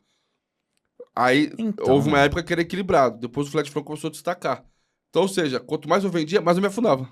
Esse era o meu problema. Mas você só percebe quando tá no buraco, velho? Não tem como... Não tem uma estratégia pra você identificar aí isso? vai de cada um. Vou te explicar o porquê. Porque eu vejo muita gente explicando sobre markup, sobre... Existem diversas formas de precificação. Sim. E todas elas funcionam. Pra mim que sou burro, não funcionou. Então, eu nunca... Mas funcionou porque você não acompanhou as planilhas ou porque não? Não, essa... Porque... Não, essa foi a segunda etapa das planilhas, a primeira etapa. Por quê? Eu fiz o negócio de markup, de não sei o quê. Era nessa do markup que eu tomava 1,25 de prejuízo. Então, não tô dizendo que o negócio não funciona. Eu fiz errado. Eu aprendi a precificar de outro jeito. Foi quando eu aprendi a precificar desse jeito, que aí foi que minha vida mudou. Como que era? Todos os meus custos variáveis eu tiro do produto. Então, eu vendo meu filé de frango é R$28,99. 12% do iFood tá ali, eu vou diminuir. O meu custo de entrega, ele é o maior custo que eu tenho. Então, o meu CMV tá ali, o CMV, custo de entrega, 6, comissão do iFood, imposto, taxa de pagamentos. Tudo isso, a cada venda eu vou pagar. Então, isso é um custo variável que... Vendeu, paga. Vou vender, vou pagar. Então, tudo isso aí já tá ali diminuído no meu custo. Vai me sobrar quanto? Tem que me sobrar ali de 15% a 20% do item. Eu não sou uma loja de um único item. Então, entendam isso. Aí depois, para mim ter a lucratividade na parte da gestão, eu vou pelo ticket médio, que é diferente. Mas todo produto que eu vendo, ele me deixa margem. Então ele tem que deixar margem para contribuir para pagar o custo fixo. Acabou. Então eu aprendi a precificar desse jeito. Quando eu fazia essa conta, o meu filé de frango tava dando um prejuízo de R$1,20. Porra, aí que eu tava me fudendo. Então, e foi papo assim, ó, real. Na época o iFood pagava de 15 em 15 dias. Então eu fui lá, mano, já tô na merda, tô fudido. Aqui que é um peito pra quem tá cagado. Né, que meu pai falava, eu sei o ditado do meu pai era todo culto, todo educado, mas ele falava assim, o que é pra quem tem uma laranja, o que é uma melancia? Ou, pra quem tem uma melancia, o que é uma laranja? meu pai era desse ditado, meu pai era todo culto, mas tinha esse ditado. Então, cara, mano, já tô na merda, não tá dando certo mesmo, pera aí, mano. Aí eu falei, aumentei R$2 no meu prato, porque quando você aumenta, você perde muito ranqueamento. Falei, aumentei R$2, eu tava com 1,20 de prejuízo, e aumentei R$2. Só que todos os outros estavam certos. Só esse que tava errado. E era um dos mais vendidos ou não? Era o mais disparado. Mais disparado. Aí o que aconteceu? Era de 15 dias o repasse. Então passou-se 20 e tantos dias. Essa história que eu conto no podcast do Rafinha. Passou 20 e tantos dias, quase 30, caiu o repasse. Tiveram aquele sofrimento, caiu o repasse. Então, como a gente recebia de 15 em 15 dias, toda vez que a gente recebia, tinha um monte de conta atrasada. Então eu pegava tudo que estava atrasado, comprava mercadoria para mais 15 dias, ainda tinha essa merda que tinha que fazer compra para 15 dias. Comprava para 15 dias, então meu foco sempre foi, pagava o funcionário eu pagava de 15 em 15 dias, pagava o funcionário, mercadoria, sobrou, paga os boletos. Eu fiz esse processo e sobrou dinheiro. Eu desci as escadas do meu restaurante, do meu escritório, desci, falei, pode achar os boletos que tá faltando boleto aí. Fiz a galera revirar porque tava faltando boleto. Porque tá louco? Tá sobrando dinheiro na conta? Nunca sobrou, irmão. Tá maluco? Tem alguma coisa errada. Caramba. Foi desse naipe. Então, aí, cara, essa porra deu certo. Aí foi que eu comecei a estudar melhor. Aí eu ajustei uns preços. Aí nessa que eu fiz o do saco craft. Como começou a sobrar, eu coloquei o saco craft. Nessa época eu tava travado aí no faturamento. Coloquei o saco craft. Coloquei o saco craft e comecei a vender mais. Entendi. Depois eu fui aumentar. No meu caso é que o saco craft é muito diferente. Porque eu entregava marmita num sacolinha branca. Muita gente faz isso. Só que, e aí vai muito de região, tá? Então não tô falando que tem certo, porque tem muita gente que vende muito com uma sacolinha branca. Mas eu tô o público-alvo, é você identifica eu tô na Pompeia e Perdizes. Então o Rafinha, ele usa isso como argumento de venda. Ele falou pra mim que usava isso, que eu contei essa história pra ele. Eu ainda fazia algumas entregas no meu restaurante. Eu fui entregar pro cara, cara pegou a marmita assim, mano, enfiou debaixo do braço. A marmita virada. Eu conheço aí, ô irmão, vai virar marmita, você é doido? Ele, não, tá em paz, irmão. Aí eu parei pra refletir, 2 minutinhos. Eu tava num prédio com o apartamento ali, médio, baixo, custava R$1 milhão. O cara comprando uma marmita no isopor. Ele tava com vergonha, irmão. Ele tampou aqui pra entrar no elevador, assim, escondidinho, embora. E essa galera gosta desse status, irmão. O cara compra a marmita, mas ele gosta do status, amigão. Ele não quer que ninguém saiba que ele tá comendo uma marmita, entendeu? Entendi. Cara, aí foi quando eu coloquei o saco craft. O bagulho explodiu de vender. Depois que explodiu de vender, eu fui lá e aumentei o preço. Igual eu vou fazer agora. Igual agora, essa estratégia. Entendeu? Então, como eu comecei a ter margem, eu já fui... Aí eu começo a ter ideia. O que eu vou fazer? Mas essa do cara virar aqui, o cara enfiou aqui debaixo do braço, assim, ó. Essa foi a virada de chave sua, velho. Foi ali que eu te travei. Eu tava em 70, 80 mil de faturamento nessa época. Travado já, ó. Por quê? Porque não tinha recorrência. Por quê? Porque o cara não comprava de novo. O cara não comprava de novo. O cara comprava uma vez, não comprava de novo. Vê a embalagem que chegou e falou, puta, isso daqui. Não dava não, pô. Não, muito bom. Agora sim, Du, a gente pensando aqui, você passou suas dificuldades, teve essa questão de romper com sociedade e tudo. Só que tem muita gente hoje em dia que tá, tipo, quebrando no delivery, porque, cara, vamos falar que o Brasil sempre teve crise desde 1500. Aqui é lugar da crise, né? Mas principalmente por fatores externos, de mercado, oscilação de preço, e aí entra essa questão de não controlar bem precificação, entre vários outros. Mas para esse cara aqui, tipo, ele quer desistir, mas ele ainda tá na operação. Tem alguma orientação para passar para esse cara? Alguma estratégia que de repente salva a vida desse cara para ele continuar no delivery ainda? Ou você acha, vamos até dar uma prolongada na pergunta, que delivery daqui 5 anos já passou a onda e não vai ser mais? E aí? Eu vou vir de trás pra frente. Daqui 5 anos, acho que vai ficar só quem é profissional. Aí. Acho que a régua tá subindo muito. Isso é certeza.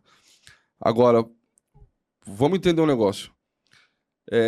Eu tenho um amigo de infância que hoje ele trabalha comigo, a gente tem uns negócios juntos. Agora eu tô cheio de empresa, sociedade pra tudo quanto é canto. Mas ele é um amigo de infância meu. Ele é o único amigo meu que sobrou. Por quê? Porque em 2014 eu era aquele cara do Facebook que ficava discutindo política. Em 2014 eu era esse cara. Polarizadão. Eu perdi metade dos meus amigos. Hoje você nunca me viu falar, tu não faz nem ideia. Aí nego vai deduzir porque eu sou empresário. Foda-se o que você vai deduzir. Eu nunca mais na minha vida. Nessa época eu desativei Facebook, desativei tudo. Se fuder todo mundo. Eu peguei uma raiva. Eu perdi todos os meus amigos por causa disso. Pra onde que isso me levou? Pra lugar nenhum. Aí você pega 2014, 15, 16, 17, 18. Cara, eu cresci em todos os anos. A gente teve Lula, Dilma, teve Bolsonaro, teve o cacete A4. Então assim, ó. O Brasil é um país que circula muito dinheiro. E o dinheiro não para de circular. É igual uma onda, irmão. Você entra no mar, não tem onda, tu vai pra onde tem onda. A onda tá quebrando melhor ali, tu vai pra lá. Então assim, ó, o dinheiro ele tá circulando e nunca vai parar de circular. Então eu preciso só entender o momento. E a alimentação não para nunca, já começa por aí. Não para nunca. Às vezes muda o padrão de consumo. Então, por exemplo, se um cara... E onde eu tô, eu passo muito por isso. Só pra você entender, eu moro na Zona Norte hoje, eu voltei pra Zona Norte. Mas eu moro na Zona Norte. Então, eu costumo dizer que o cara vai melhorando de vida e ele vai vindo mais pra Pompeia. Então, o cara que chegou na Pompeia é o cara que agora ele tá com um cargo bom, consegue alugar um apartamento. É emergente. Você entendeu? Higienópolis já é quem tem muito dinheiro mesmo. Já é um jogo diferente. Então, esse cara que chegou ali, o cara perde o emprego, acontece qualquer coisa, ele volta ele dá um passo pra trás. Isso é padrão. Então, ali é um bairro que muda muito. Então, cara, todo dia eu vejo um caminhão de mudança na Pompeia. Porque todo dia alguém tá perdendo emprego e alguém tá ganhando emprego. Todo dia tá acontecendo alguma coisa. Então, assim, como que eu mantenho o meu negócio trazendo cliente novo todo dia? O jogo mora. Eu vou perder cliente pra sempre. Eu perco 10, eu tenho que ganhar 20. Se eu estiver ganhando 20 o tempo todo... Melhor ainda. Se eu estiver ganhando sempre acima daquilo que eu tô perdendo, eu vou sempre me manter me crescendo.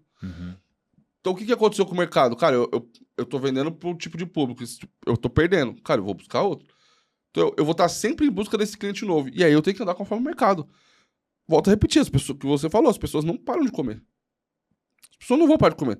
Elas podem até diminuir a frequência? Podem até diminuir a frequência. Então, eu passei muito isso com pizza. O cara diminuiu a frequência da pizza. Legal. Então, eu preciso ter mais cliente. Mais um motivo pra... Você percebe que tudo tá nessa captação de clientes. Então, assim, ó... Eu vou estar sempre... Isso me virou uma chave na época que eu mandei uns funcionários embora. Na época da pizza, o iFood não era tão assim, e ainda saía muito pedido por telefone. E aí eu mandei a menina que atendeu o telefone embora. Tava duro, mandei ela embora. Aí fui lá e eu atendi o telefone. Aí eu atendi o telefone, tudo bom, pizzaria, boa noite, pá. E na época tinha sisteminha, que você via a última compra do cara, pá. Aí fez o pedido do cara, meu amigo, tudo bom? Nossa, faz tempo que você não compra de mim? Aí o cara falou assim, não, pô, eu falei, tá me traindo, né? Aí ele falou, não, pô, eu só compro pizza aí, imagina. Aí, tipo assim, o cara só compra pizza de mim e tinha 2 meses e pouco que ele não comprava. Aí eu comecei a estudar esse cara. Peraí, aí eu fui lá no Facebook, na época era Facebook, né? Comecei a ver a vida desse cara. Comecei a stalkear o maluco mesmo. Cara, um final de semana ele tava no sushi, outro final de semana ele tava no mexicano, tava na onda do mexicano na época. No outro final de semana ele tava na praia. Então, de fato, o dia que ele parou em casa, ele comprou pizza de mim. Então a vida... Aí eu comecei a entender o meu público. Então, ou seja, cara, esse cara é fiel a mim, ele gosta da minha pizza, ele vai continuar comprando de mim. Eu preciso ter mais caras desse. Foi aí onde na época eu mandei fazer... Eu tenho um Corsa até hoje. Tenho um Corsinha até hoje. E o Corsa, na época que eu comprei ele, paguei 5, 6 contos, sei lá. E eu mandei fazer 7 mil de folhetos. Falei, caralho, eu tô gastando mais dinheiro com o meu carro com folheto. Não era? Então, assim, naquela ocasião, como que eu trazia esse cara? Era folheto. Eu mandei fazer 7 mil de folhetos e fui distribuir. Então, como que eu capto o cliente? Se traz hoje pro mundo do iFood, eu quero o cliente do clube. É o cara que é mais... Isso não é precificação. Eu não vou embutir isso no preço. Isso é meu custo de aquisição de cliente. Então, não é porque eu tô com esse custo que eu vou aumentar o preço do meu prato. Então eu tenho uma margem. Quanto que é essa margem? É 5% do meu faturamento. 5% do meu faturamento eu vou investir em marketing. Aonde que eu invisto em marketing dentro do iFood? É cupom de clientes novos do clube. Existe um cupom específico para isso. Muito específico ainda. Então é ali que eu vou depositar meu dinheiro. É ali que eu vou atrair. Porque esse cara do clube é o cara que é frequente na plataforma. E eu vou estar sempre trazendo cliente novo. Tô perdendo? Tô perdendo. Por que eu não caio mais em vendas? Eu só caio em vendas quando eu tenho um problema operacional. Igual a gente deu umas traves violentas esse tempo atrás. Com esse gargalo aí. A gente bateu 571, foi difícil pra cacete, deu algumas traves, mas no dia seguinte já começou a dar trave pra cacete. A trave demais. Aí eu tenho que dar um passo pra trás. Eu vou fazer a reforma, pra você ver. Então eu parei de insistir. E qual que é o dar o passo pra trás? Outro dia me perguntaram isso. Legal, Edu, você fez 571 pedidos, aí você viu que o bagulho ia dar ruim. O que você faz? Arranco tudo de cupom. Tira fora. Arranco tudo. Então eu fiquei com as lojas todas zeradas. Por quê? Naturalmente minhas vendas vão cair. Eu não posso crescer mais. Então se eu continuar crescendo, tiro tudo. Então as vendas vão cair. Quando ela cair a um nível que é aceitável, nesse meio tempo minha margem melhorou, eu ganhei mais dinheiro. Quando cair no nível aceitável, aí eu volto pro que eu tava. Eu cheguei a sair até do Hits. Aí a gente equalizou 350, 400 pedidos de novo. Aí eu voltei pras promoções, tudo. Pum, aí eu voltei pra aquela margem que eu tenho, que eu respeito, de 10%, tudo. E aí volta a crescer de novo. Aí fica nessa. Ontem, eu acredito que... Não parei pra analisar ainda, mas eu acredito que foi por causa da Kita. A Kita começou ontem. Então, a Kita começou, a iFood vai fazer alguma coisa. Pô, a gente bateu 484 pedidos no almoço. E eu, não tava esperando. Eu fui burro, nessa eu fui juvenil. Nessa eu fui Neymar, errei, fui moleque. Por quê? Porque era o dia da inauguração da Kita, então fazia sentido o iFood despejar cupom. Eu que não pensei, porra. Domingão, não pensei. Brisei. A gente conseguiu dar conta. Deu um trabalho do cacete? Deu. Quase deu trave? Quase deu trave. Não, chegou a dar umas travezinhas? Deu.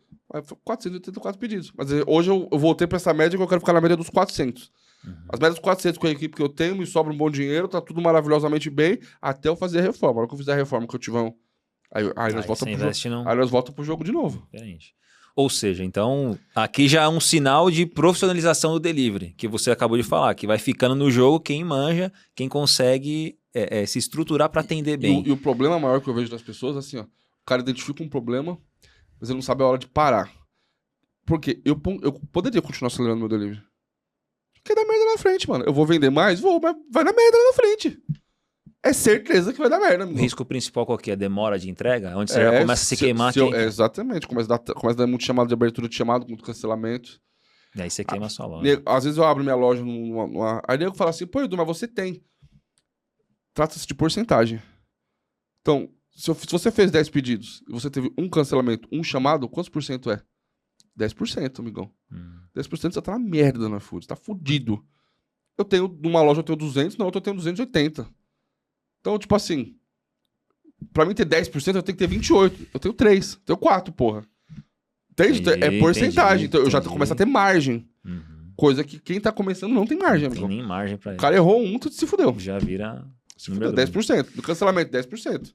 Show. E pra gente finalizar, então... Eu falei demais, né, mano? Não, tá gostoso te ouvir, velho. Eu gosto pra caramba. Falo pra cacete. Pra esse cara que tá desistindo aí, que dica que você deixa pro cara aqui? Nem dica, é orientação, né, velho? Você não é o cara que dá dica aqui, porra. Orientação que você dá pra esse cara, então... Era até o final. Que agora é... Eu acho que é assim, ó. A primeira coisa é parar e olhar pro seu negócio. Uma coisa que eu sempre falo. Porque eu sou o cara que se fudeu com empréstimo. E hoje eu sou o cara que eu faço empréstimo. Eu fiz empréstimo. E hoje eu aprendi, eu ainda não cheguei nesse nível, mas vou chegar. Cara, eu conheço caras milionários. Eles usam um termo bonitinho. Eles estão alavancados. Fizeram dívida de alavancagem. Você entendeu? E, cara, hoje isso faz muito sentido pra mim. Hoje faz muito sentido pra mim. Só que, qual que era a diferença minha pra esse cara? Eu pegava um empréstimo pra pagar uma dívida. Aí vamos entender o primeiro ponto. Pra eu chegar nesse ponto que eu tô devendo, é porque eu não consegui pagar. Meio óbvio, né? Então eu não consegui pagar. Se eu não conseguir pagar o que eu tinha, como que eu vou conseguir pagar uma parcela de empréstimo que eu tenho agora? Entende? Entendi. Então o primeiro ponto é dar um passo pra trás. Cara, é fazer um estudo. Legal, tô na merda, tô fudido, tô devendo. Aonde que eu errei? Para, mano. Não tenho tempo, então foda-se. Fecha o seu negócio. Fecha o seu negócio um dia. Eu já fechei meu negócio pra pensar. Eu já fechei. Minha mãe me chamou de retardado. Eu já fechei. Não, eu preciso pensar hoje. Preciso pensar. E não que eu poderia sair da operação e deixar. Só que, cara, você não desliga. Você nunca desliga o negócio. Se o negócio não tiver... Você nunca desliga. Cara, fecha o negócio. Peraí. Aonde que isso errou? Por que faltou esse dinheiro? É precificação que tá errada? Foi margem que faltou? Faltou de venda, de fato? Porque às vezes pode ser a falta da venda, porque todo negócio vai existir um ponto de equilíbrio. Excesso de mão de obra, às vezes, tá inflacionando, fazendo um banco de emprego pra primo, pra não sei quem, começa a pesar então, também. Cara, peraí, por quê? Não, eu tenho uma equipe de X, meu ponto de equilíbrio não atingiu o ponto de equilíbrio. Legal, se você der um passo pra trás e mandar seu primo, seu amigo embora e se fuder mais um pouquinho, já me foda, se fode mais um pouco. Eu não vou conseguir atingir o ponto de equilíbrio. Então, a primeira coisa, antes de eu tentar resolver, antes de eu tentar pensar o que eu vou fazer, eu preciso resolver esse problema. Aqui precisa começar a sobrar dinheiro. Aí começa a sobrar dinheiro, aí vale você fazer um empréstimo. Porque senão, cara, você vai virar uma bola de neve. Então, sempre passe 10 passos pra trás. Sempre. Isso agora, na linha do tempo que eu fiz, eu tenho um produto que chama Aula Secreta. Nessa Aula Secreta eu vou falando, só que eu não entro em detalhes. Então, eu só vou falando do que eu fiz. Então, vou lembrar aqui os meses. Março eu atingi o ponto de equilíbrio. Final de maio pra junho eu comecei a gerar caixa. E aí quando eu começo a gerar caixa, eu paro e tiro o pé do acelerador. Então eu preciso gerar mais margem pra quê? Pra gerar mais caixa. Que agora eu vou começar a pagar. Então aí onde que eu venho numa linha de crescimento de faturamento, chego nos 200 mil e aí eu caio pra 190. Por que eu caio pra 190? Porque agora eu tô lucrando mais. Então eu não cresci em faturamento, mas eu cresci muito em lucro. Muito em margem. E aí eu venho estabilizado com essa margem. Aí chegou uma começa a dar uma caída, aí eu começo a acelerar de novo. Então, assim, é entender os nuances do seu negócio. É entender essa movimentação. Então, hoje, por exemplo, a minha cozinha ela tem 5 na cozinha e 3 no despacho. Né? Eu já fiz uma conta com 4 pessoas. Por quê? Porque a hora que eu fizer o espaço, pra mim poder escalar, eu vou ter 4. É a diferença, pegando até um pouco disso que você tá falando, você fazer uma dívida para você fazer uma reforma e entender que aquilo vai alavancar o seu negócio, vai permitir você vender mais, diferente do que você falou agora de você fazer uma dívida para pagar o que já tá ficando um buraco ali que você não só vai piorar. Eu preciso gerar, dando esse passo para trás, eu preciso gerar caixa suficiente para pagar essa dúvida. O Lázaro fala, se você não consegue pegar um dinheiro e pagar 1% também, fecha o seu negócio. Não é assim, ele é acostumado com negócios de 10, 20, 30, 50% de margem. Nós estamos falando de um negócio que é na unha. Cara, se você delivery é... Uma vez eu vi o Pablo o Flávio Augusto perguntou pro Pablo Marçal, olha que loucura. Ele falou, se você hoje investir num negócio que deixa 8% de margem, ele falou, não mais, mas já fiz muito isso. Então, assim, a gente tá num negócio Qual margem tá hoje? Tá em torno de 12%? 8, 12%. 12%. Então, a gente tá num negócio que é muito baixa a margem. Então, primeiro eu preciso gerar... Eu vou ter capacidade de pagar sem depender de nada. Então, tipo assim, eu fiz um empréstimo hoje para fazer a minha reforma. Igual acontece agora. Eu vou conseguir pagar esse empréstimo sem aumentar R$1 nas minhas vendas? Sim. Então é hora de eu fazer. Porque eu não dependo do crescimento de vendas. Porque aí o crescimento de vendas vai ser natural. Entendi. Aí quando eu terminar, reformar, naturalmente vai crescer. Só que tá tudo sendo pago. Agora pensa que você pega um empréstimo hoje, daqui a 30 dias você paga uma parcela. Precisamos fazer uma reforma. 30 dias você nem acabou por reforma ainda. Boa. Consciência, pra analisar. Exatamente. Fica a dúvida, ó. Fica aqui a dica também minha aqui. Estuda, procura. Pô, você tem conteúdo na internet, tem o Herbert, tem um monte de parceiro que dá muitas dicas ali para o cara entender um pouco mais o negócio. Eu falo assim, o cara que senta a bunda para estudar, velhão, com conteúdo gratuito que tem na internet ali, o cara consegue dar uma boa melhorada. O problema é o cara querer. Aí o cara que não quer também não tem muito o que fazer, né? Aí a gente não faz também. Não faz, né? Aonde que a galera te encontra hoje na internet aí? Eu tenho o Instagram, o Delivery Sem Filtro. E tem o meu Instagram pessoal, que é Eduardo Nani Oficial. E tá com o podcast também? Voltou? Delivery Sem Filtro Podcast no YouTube. E tem um canal. Esse canal tá muito massa. Você vê que eu chupei 2 pastilhas porque eu tô ficando sem voz. Porque eu tô gravando tanto vídeo para o YouTube. E foi um bagulho despretensioso. Começamos a gravar. Eu já tenho esse canal no YouTube já há muitos anos. Só que, tipo, ele tinha 100 inscritos e a gente largava uns cortes do podcast lá só pra ter conteúdo. Eu não sei nem o que fazer aquilo.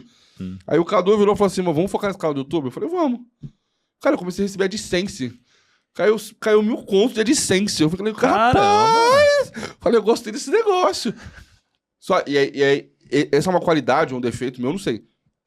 Vai fazer bem feito. Amigo, não me chama pra fazer merda, não. Não me chame pra fazer merda. Então, quando o Cadu falou, vamos tentar gravar, cara, eu tenho um estúdio, eu já tenho o meu estúdio. Então, eu tinha um certo tempo livre. A gente falou, vamos pegar 20 vídeos e gravar 20 temas. Aí a gente intercala com cortes do podcast, vamos ver o que acontece. No primeiro mês, em 2 meses, a gente bateu 7 mil inscritos no canal. Puta, o bagulho explodiu, velho. Mano. Explodiu. Aí... Então a gente achou mais uma veia ali, a né? gente achou então, e esse canal, ele tá com hoje 7.800 inscritos. Aproveita quando você for ver, você vai lá, pega um vídeo e fala, oi, Edu, eu tô vindo do podcast e hoje ele tá com 10 mil inscritos. Já coloca lá, pra ajudar no engajamento. E aí, cara... Tá muito massa. Por quê? Porque YouTube é aula mesmo, é conteúdo. Não dá... É diferente do Instagram que você pega um corte de 1 minuto. YouTube é aula de 15, 20 minutos. Sabe o que eu fiz agora? Só conta essa, que essa é loucura. Vai. Na separação, uma das lojas, a loja que eu fiquei, que a gente era sócio, o nome da loja era o nome dela. Então, e era o nome todo da comunicação visual. Então eu tinha medo de mudar, né? Sei lá, né? Quem tem medo também, né? Sim. Não é assim também, né? E era uma loja que, agora, nesse patamar, ela tava vendendo relativamente bem. Aí começou essa parada de kit 99, kit 99, kit 99. Pá, de um lado pro outro. Não, porque o iFood vai... Gente, me lembrou muito 2014, quando era a Aécio e o Dilma, começaram a levantar essa caralha dessa bandeira de novo. Não, amigo, não é nós contra eles, porra. É a gente, dono de delivery... Contra todos. Aí eu aceito. Agora, iFood contra 99? Amigão, vocês são retardados? É igual a política. Os dois vão te roubar, irmão. Você quer ser roubado por quem? É a mesma coisa, entendeu? Eu comecei a ver muito isso. E aí eu peguei, fiz uns vídeos, fiz umas lives falando exatamente sobre isso. Gente, vocês estão focando na parada errada. Foca na sua venda direta. Isso é marketplace. Então, como que funciona o iFood? Eu vou trabalhar pro iFood, conforme funciona o iFood. Então, o cliente é do iFood. 99 é a mesma coisa. Ela vai pegar a fatia dela do mercado, o cliente da 99. Aqui tá a mesma coisa. Cada um vai ter a sua fatia do mercado. E eu tenho que construir a minha. Certo? Aí começaram, eu falei, mano, vou provar pra vocês. Óbvio que eu também não sou tão idiota assim. Como a gente vai fazer reforma, eu já vou trocar a parte da frente. E me incomodava, porque eu chamo logística iFood, o cara chegava lá falando o nome do restaurante. Aí você ficar ouvindo o nome da porra da ex o dia inteiro, porra, que ele tava me enchendo o saco, cara. E minha mulher nem chegou a reclamar, mas imagina minha mulher. Que ela fica mais no restaurante do que eu. Falei, cara... E aí eu já ia fazer essa troca. Aí eu aproveitei esse tema quente. Aí eu fui lá e falei assim, ó, vou mostrar pra vocês como a loja do iFood, como o cliente do iFood é do iFood. Aí eu peguei uma loja minha que não vendia nada, que eu ainda tenho essa loja teste. Eu preciso ter uma loja teste, porque senão eu passo mal. Cara, será que essa porra vai dar certo? E aí esse será me consome. Eu não posso mexer numa loja que vende bem, se cair, pô, aquilo me ajuda a pagar as contas. Mas eu vou ficar na dúvida? Porra, não. Então eu preciso ter uma loja pra fazer merda. Eu preciso ter essa loja, senão eu não durmo à noite. Fico com ansiedade, porra. Será que tu... E aí eu sempre tive essa loja teste. Aí eu peguei essa loja teste, que é uma marca que não tinha nada a ver, que eu tinha criado lá agora, que é a minha 4ª operação, que era só pra fazer essas merda. Fazia 6 pedidos por dia, 10. Aí teve uma vez que ela fez 20. Ela teve uns picos de oscilação, mas no dia... Coloquei as duas, ó, essa aqui e essa aqui, 200 pedidos por dia. inverti o nome das lojas. Se é a marca que traz o cliente, essa loja que fazia 6 vai passar fazendo 100, 50, que seja. Essa daqui vai cair as vendas. Pode não cair tanto, mas vai cair, né? Aí eu gravei esse vídeo. Fazendo exatamente isso. E uma semana depois eu postei o resultado. O resultado você vai ver lá no meu vídeo no canal do YouTube. Ah, já fez. Muito bom. Fui lá e postei o resultado. Da hora. Cara, foi loucura. Foi loucura fazer isso. Tá no YouTube isso daí? Tá no YouTube. Então depois a gente vai conferir. Fica o recado pra galera conferir também. Antes de terminar, trouxe aí uma lembrança pra você. Que isso? Vai fazer pastel com seus filhos. Massinha de pastel aí da Favorix. Porra. Obrigadão. E espero que eu tenho bastante você filho pra comer pastel. bastante. Que você curta bastante com a família lá. Enfim, a gente vai se despedindo. Aqui, manda pra câmera aí, legal.